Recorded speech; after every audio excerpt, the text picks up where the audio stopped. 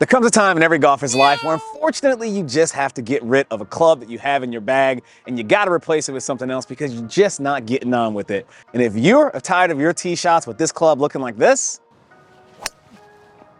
then I'm going to show you exactly how you replace that club, why you want to replace the club, and how you can do it cheaply. I'm an advocate of loving every single club in your bag. If you don't love all the clubs in your bag, there's no reason to keep that club in there. Replace it with something that you like the sight, feel, sound, performance of, right? There's so many options out there in the golf world. There's no reason to stick with clubs that you just don't like. And unfortunately, this Srixon 3 wood, 3+ wood, just was not getting along with me and was just not something that I was particularly enjoying.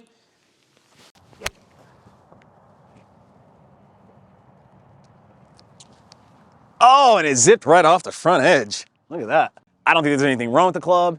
Maybe it just wasn't fitting my eye. Maybe it was the shaft. Who knows? But after so many bad shots, I just decided I wanted to get rid of it. One of the first things I'd always recommend is go to your local sports goods store, PGA Superstore, Dick's Sporting Goods, whatever, local fitter. Make sure you hit a few clubs. Test some things that you know you like because you're probably going to be trying to buy this club very cheaply on the internet or through a deal site. So I would say go to a fitter, go to, any other place that sells golf clubs and just test what you like that's in the market. This thing literally landed on the green and zipped all the way back here. Oh, so cold.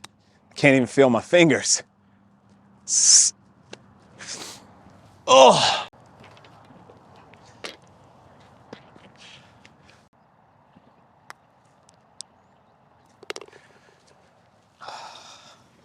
Making pars the hard way. Yeah, had a bit of an incident right there. Certainly wasn't my finest moment in golf, but it happens. All in all, I don't think this is necessarily a bad club. I really, really love the look, love the sound, I love the feel. And when I tested it, it worked absolutely perfect. It had the exact look I was going for. I love the carbon on the top of the crown. I love this face, and when I hit it out the center of the face, the loft and everything just really worked out well for me. Down by the ball, it's a very, very attractive club to look at. The face and everything just kind of lined up perfectly. I mean, it was everything I wanted for in the visual aesthetics of the club. The numbers did what they were supposed to do. And again, it's not the club, it's me. For whatever reason, the way it feels in my hands, the way the weight works, the way the shaft loads or transitions in my swing just was not working out for me. And unfortunately, that means I had to get rid of it. Now, obviously going to purchase a brand new club or purchase a new club, it's always good to go on the eBay. That's where I like to check. And one of my best recommended tips is to go in and look for just the head only. And usually if you're buying clubs right before the next release of the New Year's product cycles, you can find really great deals on clubs that had just been released, but maybe the new version is going to come out and you can get them just the head only. And the club I ended up actually getting online, and I'll tell you how much I paid for this, and I got this Stealth 3 wood with my custom built shaft and everything in it for less than $250.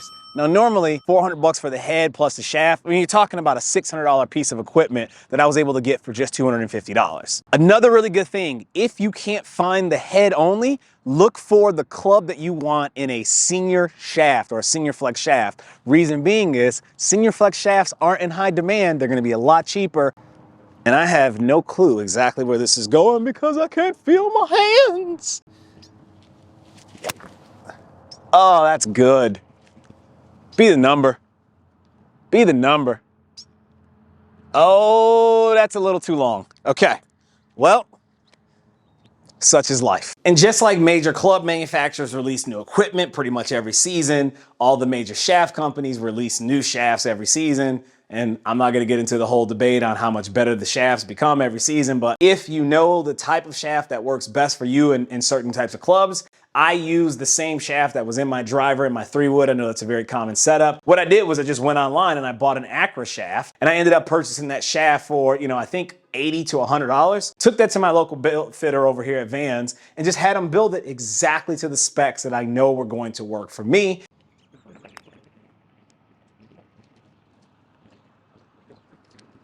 I was aggressive.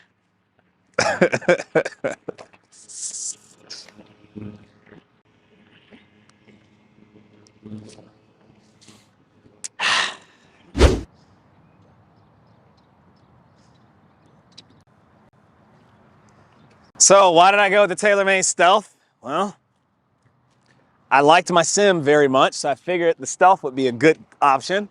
And when I went in and I tested these and I hit a bunch of clubs, you know, the Callaway I liked as well, but the Stealth was just, it was a rocket, you know? It gave me the numbers that I like to see for the high end of my 3-wood. Oh, that's just a good shot. I want to hit that again. I like the sound, I like the feel, I like the look. I like the black matte carbon head. I mean, TaylorMade makes some really good stuff. Last year's models are still very good. Where am I aiming this? Okay.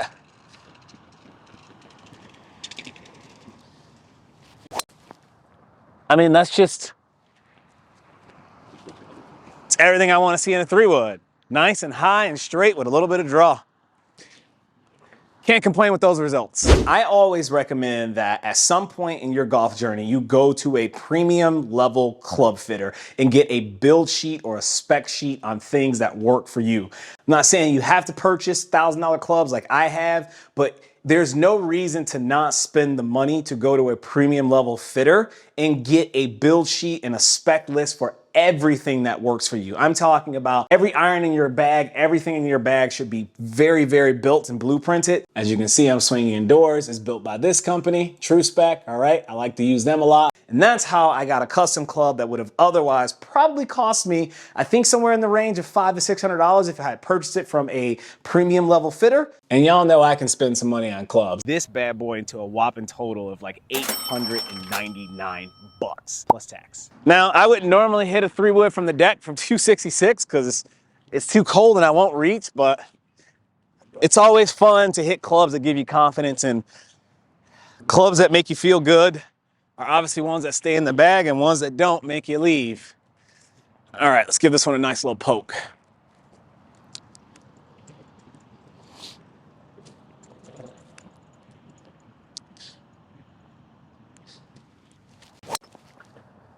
I mean, I just ripped that. Go! In all honesty, I think that the 3-woods are really represented in marketing because they talk about the drivers a lot, but man, when you make a 3-wood this good that just absolutely goes, I might have a new favorite club in my bag.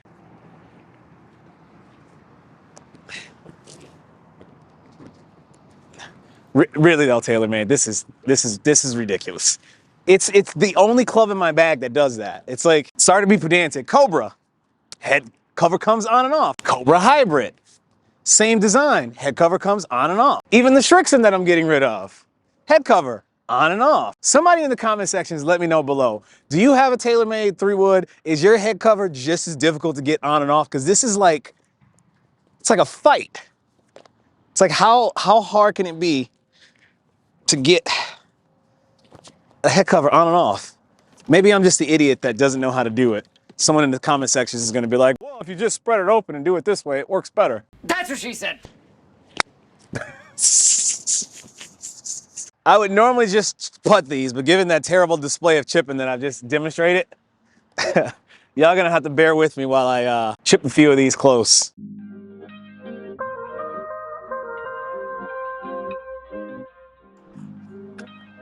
I can chip. Those are easily give-me's. All right, let's make a putt. Let's make some putts. There's one. That's missing. Oh, 2. There we go. Back to my 3-wood video. Oh, that's rocketed.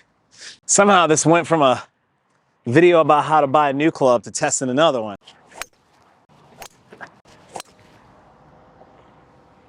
Oh, what a shot.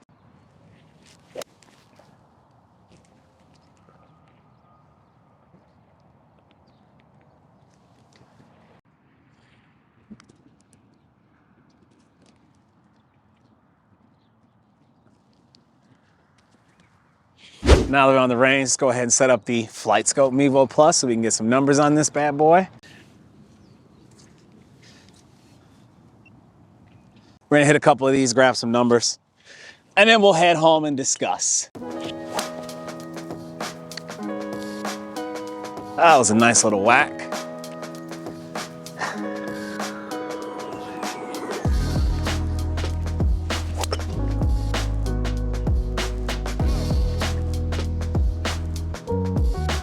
I mean, these are as straight as they were on the course. I mean, that's a little out the toe, but still probably moving.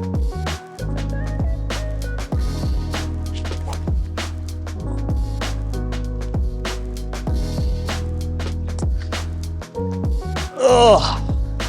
In this very bright Phoenix, Arizona sun, there's no glare off of the cover. I just love that mat, and I've always loved that on the Sim. I love it on this one. It's just a very good looking club. There it is. Gotta love that sound.